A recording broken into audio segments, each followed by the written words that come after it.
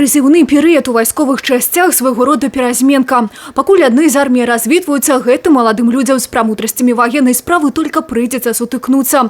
Пакідае грамадзянку на бліжэйшы год і 22-гадовы Александр Воронин. Брастаўчанін адпраўляецца служыць у мінскую военную комендатуру. Імкнецца трапіць у роту ганаровай варты. Жду от нее современных подходов, знакомства с современными видами вооружений. Важно нести свой воинский долг, поскольку, как сказал один из старших офицеров, тот, кто не будет кормить свою армию, тот будет кормить чужую. У своих военных поспехах Александр Воронин упэўнены за плячыма вучоба з чырвоным дыпломам у одной са сталічных ВНУ. Наперадзе новая, спачатку для прызваных салдат школа маладога байца ў навучальных падраздзяленнях і только пасля падрыхтоўкі адправіцца ў свае вайсковыя часці. Молодежь приходит достойная, основная масса, скажем так, идет в армию с желанием. Многие просятся в какие-то специальные войска. Кто-то хочет быть десантником, кто-то пограничником, кто-то артиллеристом, танкистом.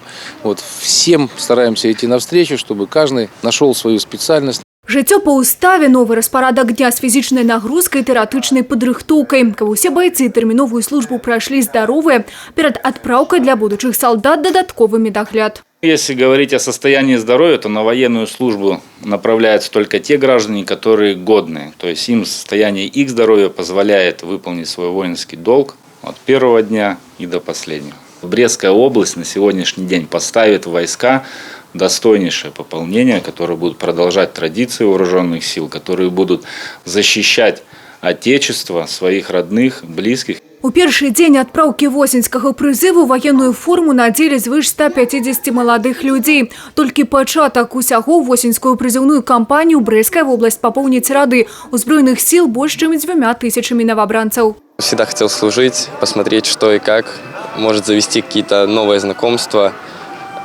получить какой-то жизненный опыт. Ну, надеюсь, это так и будет. Родители скучают, конечно, провожали, плакали, но ничего, скоро вернусь. А вярнуцца ўжо не хлопцамі, а сапраўднымі мужчынамі, дысцыплінаванымі і загартаванымі характарамі. Год ці паўтара тэрміновай службы, выпрабавання, якую праверыць сілу духа, фізічную вынослівасць і вытрымку. А пасля ў вайсковых часцях зноў перазменка. Юлія Селюк, Тыгран Акапян, телерадиокомпания «Брест».